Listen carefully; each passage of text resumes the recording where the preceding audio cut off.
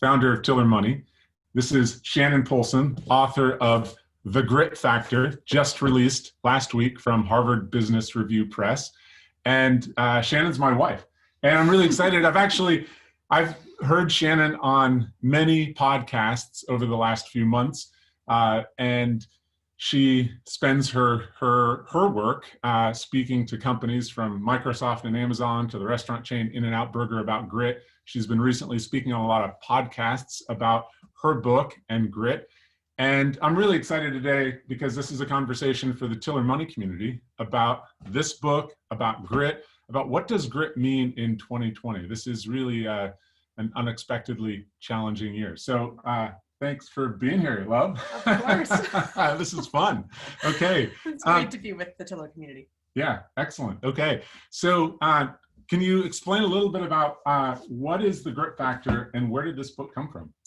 Yeah, so my name is Shannon Polson, fortunate to be married to this guy. And I also, a number of years ago, before I met him, had the opportunity to be one of the first women to fly the Apache helicopter in the United States Army.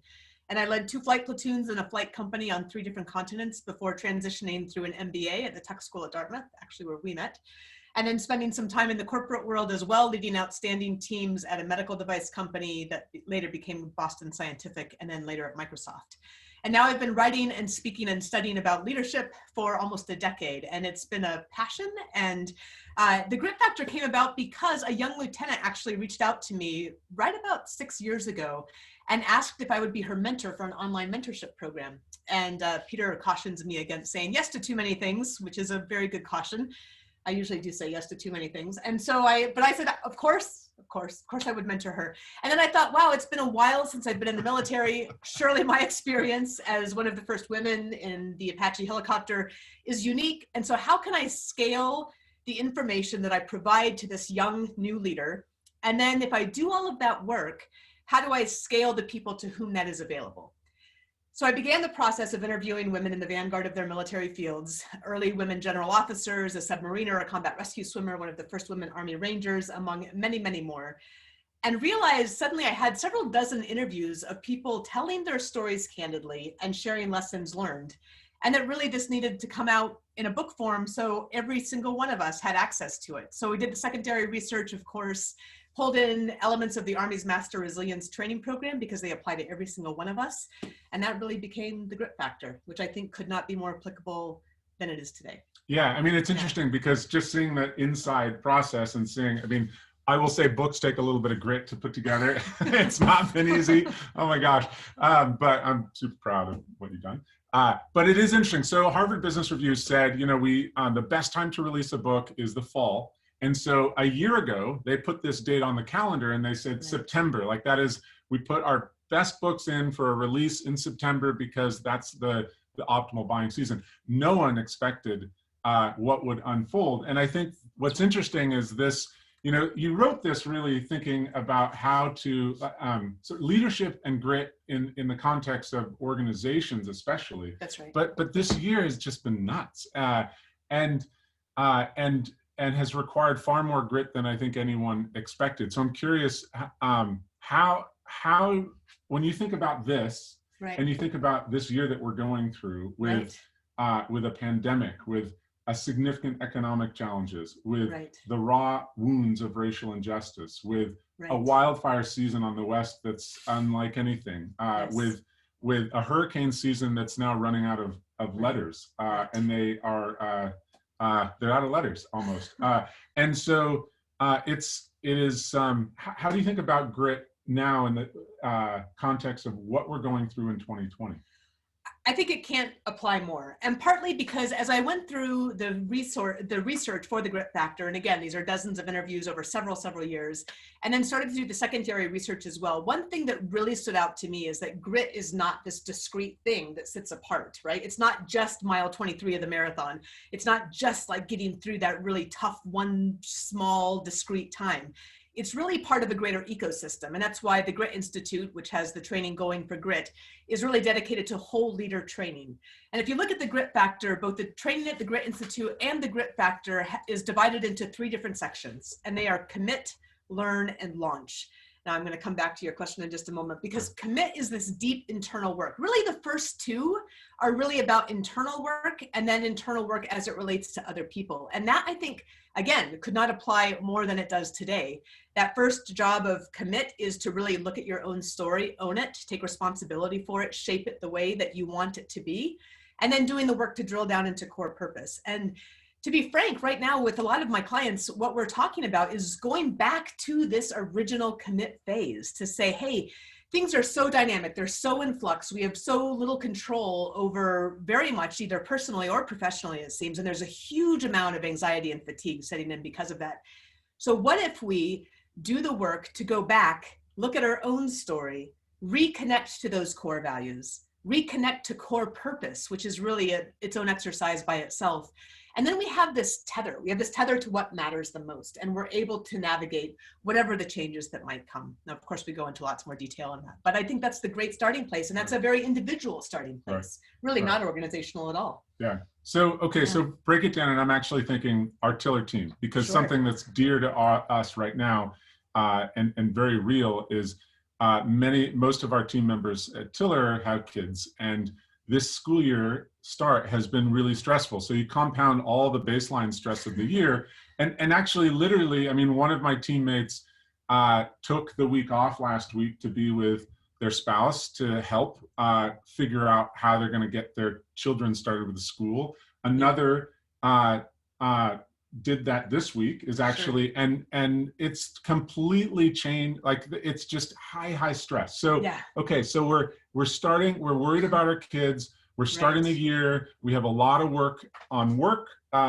there's not room for it all, our heads are filled, we're reading news headlines that are challenging. But so for a Tiller team member who's trying to think, like, how do I figure this out with my family and my kids right now, with school specifically as an example, like so break that down. Like, how are we doing it? Well, that's actually really, I know, like, how are you doing it? Because that's an interesting story. I mean, the book came out September 8th, really, right? And we're homeschooling now a 7-year-old and a 10-year-old who, by the way, are still too young to do the work themselves. And so I will say that one of the questions I had is, like, how in the world is this going to work? You know, I have clients, I give keynotes, I lead people through executive training. Like, how is this going to work? And I think there's a number of different answers. The first thing is to step back, right? Step back and actually borrow a technique from the Army's Master Resilience Training Program, which is called reframing. Now, this training program was developed in concert with the University of Pennsylvania's Positive Psychology program. There's decades of research that goes into it. And I go through some of this in one of the chapters of the Grit Factor, as you would expect. But one of those exercises is reframing. And so you start with one of your assumptions, like, there's no way that I can homeschool 2 kids and do the professional work that I'm called to do right now. So reframe. Right? I mean, I have to reframe every day. It's okay to reframe every day. And then you go back and look at a couple of different sentence starters. And the sentence starter that I have chosen is, and I give you a few different ones in the book and also in the training, is a more optimistic way to look at this might be. Okay. I'm going to be more involved in our kids' education and have a closer relationship with our children. Yeah. As well as doing this hard work and hopefully setting a good example in the work that I'm doing. Right? And now, does that make it easy? No. Is it a panacea or is it Pollyannish? No, not at all. But start with that, because mindset, it turns out, and the science is very, very clear on this, that your mindset actually affects your actions. Your mindset affects your ability to perform actions. And there's this actually really interesting study that came out recently, so recently that it's not in the Grit Factor, although it's building on Carol Dweck's growth mindset that we certainly do refer to and really cling to in a way. But it's looked at Navy SEALs going through BUDS training. Yeah. Probably almost as stressful as homeschooling. Right? Almost. Yeah. And I found that those Navy SEALs with the mindset that stress enhanced their performance actually did enhance their performance. They completed at a much, much higher rate, like something like 54% greater rate. They had better performance on discrete measurable tasks. And they actually, interestingly, had a 60% lower negative peer evaluation rating. So I know that's sort of like a double negative, but basically they were much better team members. They worked better within their team because they believed, they had internalized, hey, stress is going to make me perform better. And so these are the SEALs that don't think, oh, I can't have stress, but they think, the SEALs that think stress is going to help me perform better, actually do better is what. That's exactly right. Yeah, exactly right. And this clearly is building on the Carol Dweck work, which is to say the growth mindset says, hey, get better. When I do hard things, I grow, I learn. And these are certainly things we're working with our children to internalize as we do ourselves. But I think those mindsets, and then the last thing I would say is really concentrating on those areas that you have control over, right? And that may have shrunk a bit, right? Maybe a lot since the pandemic began, since social unrest began. Maybe those areas we can control are smaller, but certainly, for example, checking in on your tiller sheet every day, that's something you can control. That's something you have control over. That feels good to be able to say, hey, I have control over this. I know where my money is. I know what I have. I'm checking in every day. That's something you can do every day where you feel really good about what you're doing. You can decide that, hey, I'm going to have green vegetables every day for dinner. But making those small choices where you can have those successes to celebrate is actually a really big deal. And the science supports that as well. So those are great starting places, I think, is mindset, reframing, and then really concentrating on those things that you have control over. And I mean, you're a big journaler, but like writing this down, putting it up, sort of putting a post-it, what's? Well, I'm just back into my bullet journal, which I fell off the train on my first attempt. So now I'm more focused on making this work, in part because I think all of our minds are more scattered, right? There's also science on that. Our minds are more scattered. That's natural in the midst of an emergency and a global pandemic and all that stuff. So starting the bullet journal allows me, and whether it's the bullet journal or something else, I have no connection to the bullet journal, by the way, but except that I like it. But really is that ability to categorize, to write things down. I find I need to do it with my hands, not on the computer. And then to have that list of things that you're checking off, those things that you write down that you're grateful for. By the way, that's actually part of the master resilience training for the Army for these multiple deployments, is to write down your gratitudes every day. So it seems like such a small thing. It seems maybe like it's a Oprah Winfrey sort of a thing, not that there's anything wrong with that, but actually there's science behind that. It actually makes you more resilient. It builds your grit, and we all have grit. We can all build grit. Right. That's great. Yeah. Thanks for breaking it down. So I'm curious, sort of bringing it back to this for a minute. If you think about, and I'm thinking about some like Karen Brush or Shay Haver, some of the stories that stand out from here, but can you just walk through maybe a teaser of one of the stories that you find particularly relevant as we think about tapping into our grit, that one of the stories from here? Yeah, and this one will relate back to core purpose. And this is Shay Haver. She's one of the first women to graduate. I think this is my favorite story. From the Army Ranger School. She's also one of the first women to now be an infantry commander. She's taken her second company command. So still a young leader, incredibly articulate, incredibly tough. And so we have talked now a few times. I had a chance to meet her at West Point as well. And the story that she tells is the story of a patrol during Ranger School. And you can imagine a patrol's in the woods. You know, you haven't eaten very much, you haven't slept very much, you're carrying a 70-pound backpack or heavier. And she's going through the woods, and suddenly she literally feels like her ears are ringing. She can't see straight. Like, she really thinks she's going crazy. And she sits down by a tree and she starts to think, oh my gosh, I'm not able to do this. I can't do this. I'm behind everybody. I'm never going to be able to finish this. Sort of like I think some of us are feeling right now. And then she said she stopped and she reconnected to her purpose. Like, why was she there? She was there because her family supported her. She was there for the other women that she had gone through the training for Ranger School with. She was there for the people that mattered the most to her. That was her core purpose. They're the soldiers that she was going to be able to serve better because she was then trained as a ranger. And she got up and she started running. And as the day broke over the hill, this is nighttime, right, when this patrol is happening, as the day breaks, she sees the ranger instructor on the top of the hill and realizes she's ahead of the entire patrol. She's out in front. But there are times when we do get sucked into this place where we just don't think that we can make it. And that's where I think really maybe my favorite part of this whole book is the exercise and the work around core purpose. Because when you do the work to really connect to your own core purpose, you can tether yourself to that in a way that allows you to navigate the roughest waters and the most turbulent air. So I really recommend the book and the exercise to you. And I do love that story of Shay. It gives me chills. I mean, you know, Ranger School is notoriously incredibly challenging. Here's the first woman to make it through Ranger School, and at this point she hadn't made it yet. All the self-doubt she must have had, but also all the courage and confidence. and to have gone through this crazy experience through the middle of the night and then get to the top of the mountain and realize she's at the front. She's the first. She's the first like, one. oh my gosh.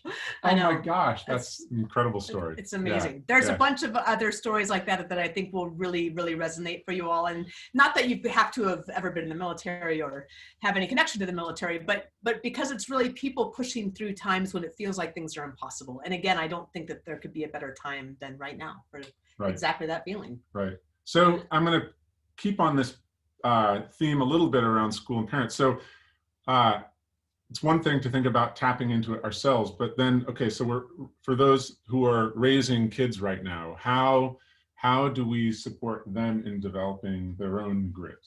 Yeah, well, it's something we're certainly figuring out together, right? Yeah. I will say that and I actually have an acquaintance who was an Apache pilot and a commander a little ahead of me.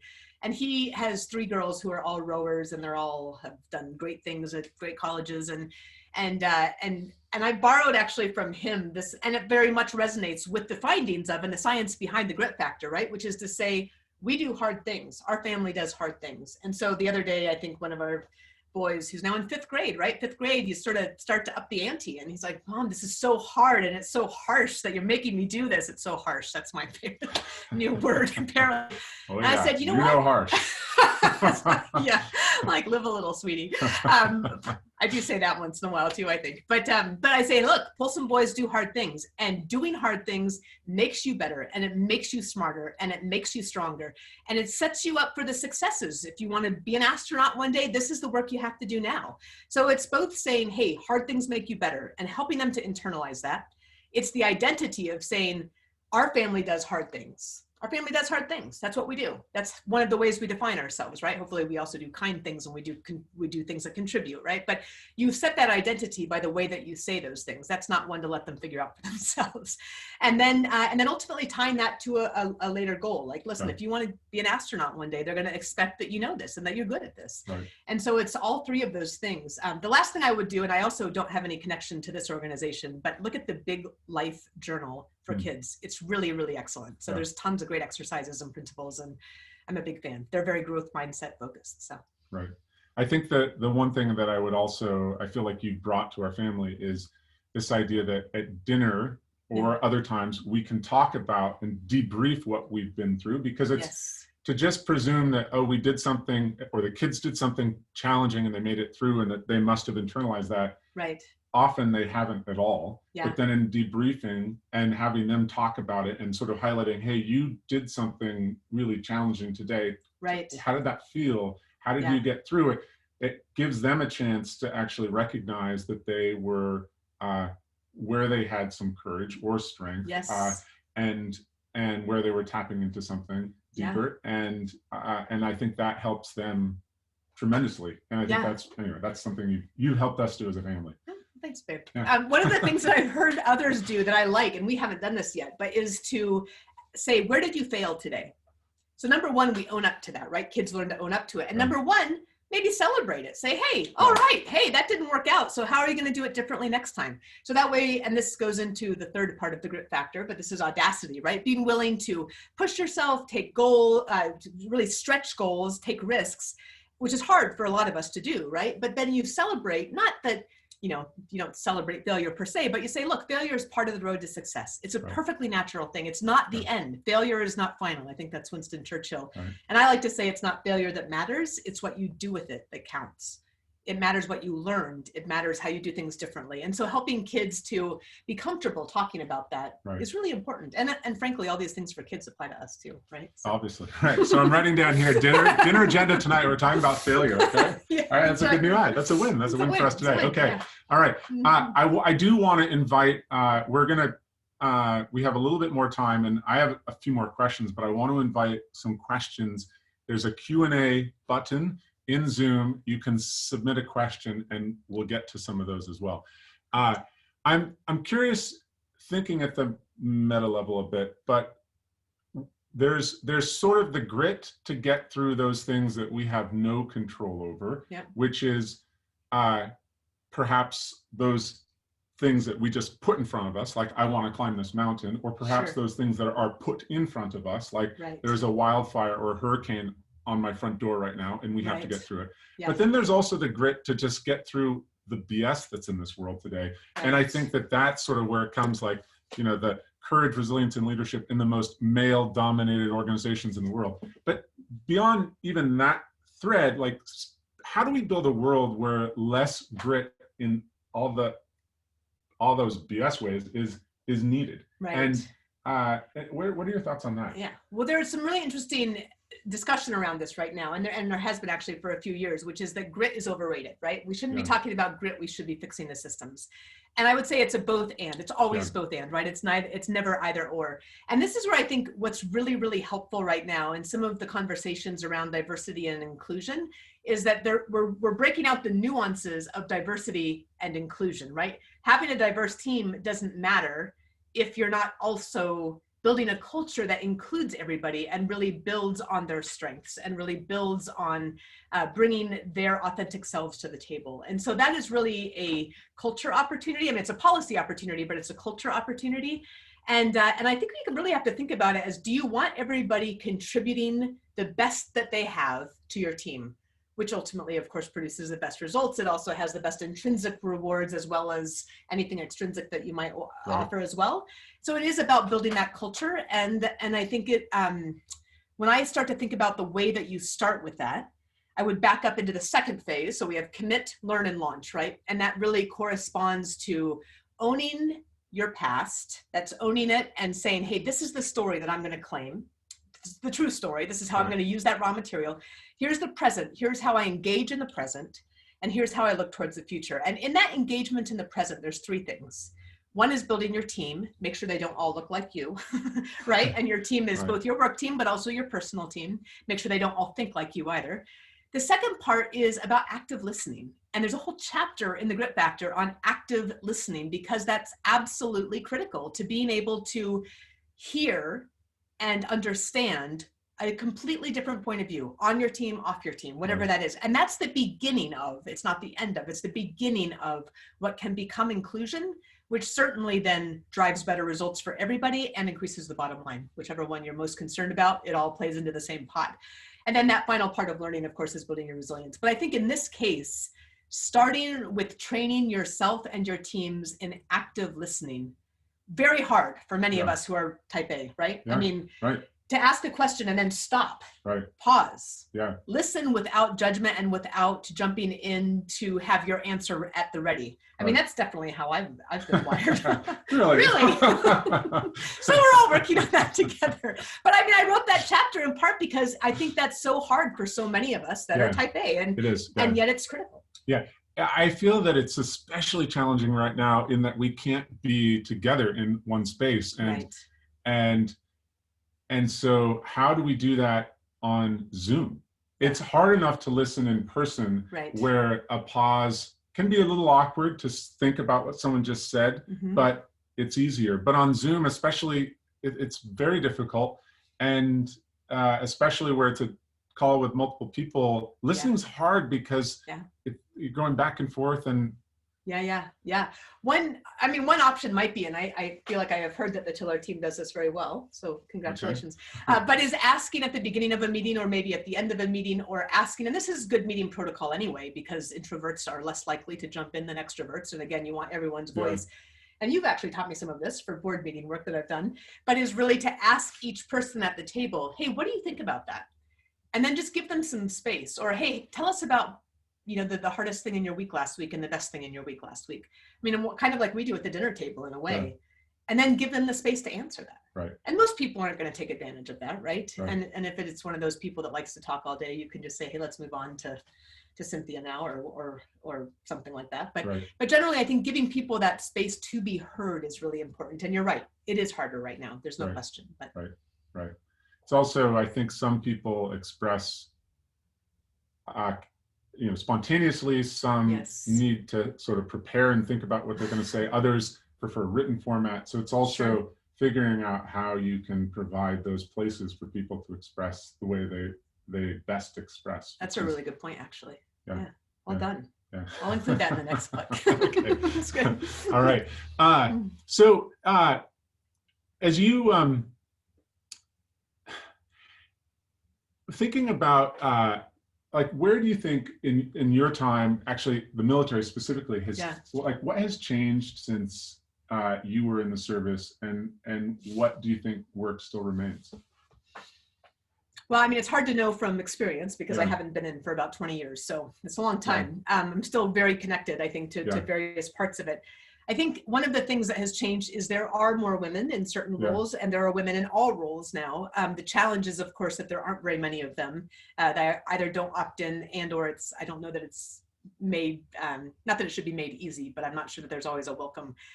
There's still huge work to be done in the reported harassments and assaults and abuse. And frankly, at Fort Hood recently, there was a murder of a young woman that was utterly and completely unprovoked. And I think there's a huge investigation, fortunately, because there was a lot of political pressure there. So there's a lot of antipathy towards women, I think. And that is a cultural change. Now, the military, unlike most other organizations at this point, is very hierarchical. And I really hold the military accountable for not changing at the leadership level.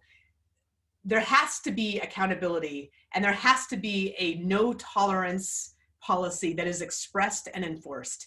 And then the final thing is, I think we have to tell our stories in a way that is more inclusive of all of the people that are doing the work. And that's critical, again, for everybody to be able to contribute their best. Certainly you want that in an organization that is responsible for defending our country.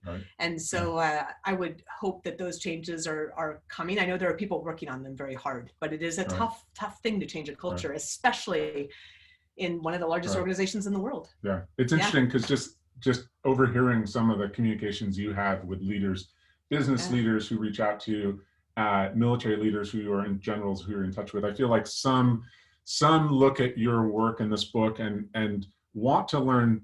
Well, some think, oh, this is a good book to give to the women on my team. Here you go. And others look at it and are like, what do I have to learn here to be as a man or as a woman or whatever my identity?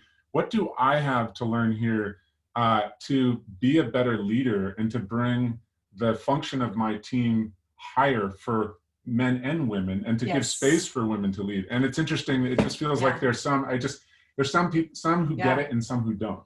But the leaders play such a critical role in creating this space. I mean, if you're a woman or if you're a minority, you can navigate and muster through. But like, how do we get to this world where you don't have to muster through? And it feels like there's part of it is that men should read this book. I mean, it's not about women. The research is with women leaders. I actually didn't want there to be either I didn't want anyway. The publishers certainly had the right vision for this, but I initially thought there would be nothing that was gender related on the cover of the book, because it's a leadership book. It's a book about leadership and grit, and where you learn those lessons shouldn't be relevant, except if you ask somebody today, what are some examples of some leaders that come to mind? They're almost always white men, almost always, without exception. And I actually had somebody write me a thoughtful handwritten letter a couple of years ago that said, I love your writing, I love your work.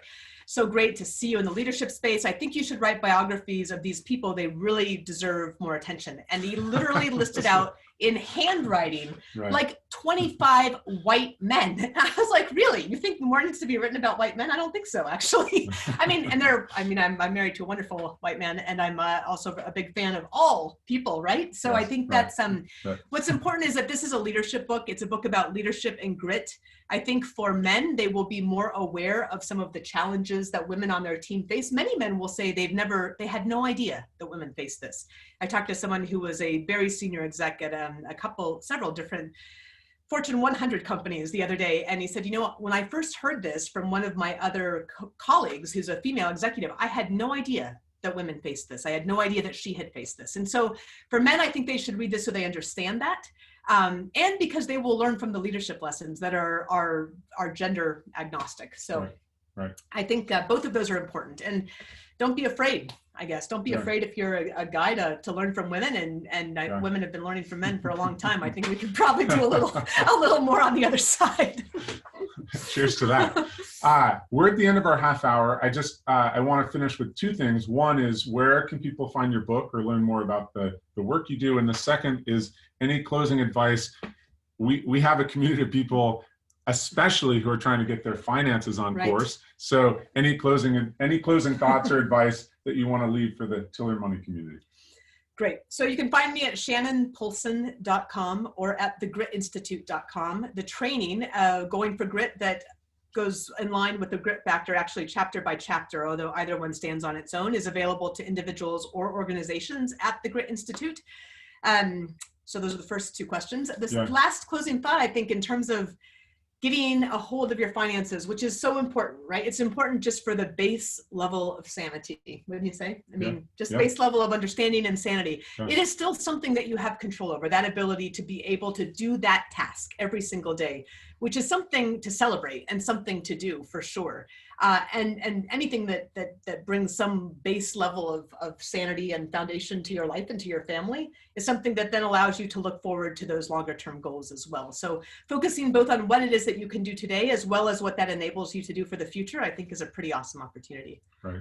I love that. It's not that we can control our finances, but we can control how we view and manage them. I mean, there are things out of control in terms of income that can be lost and et cetera, but we can at least take pride and optimism in that we can control our view of them and our management of them to a good degree. Absolutely. Yeah. All right. Thank you. Thank you all for joining for this conversation. Thanks, Love, for sharing a little bit with Filler Money, and we'll call it a wrap. All right. Okay. Take care. To your grit. Woo. That was fun.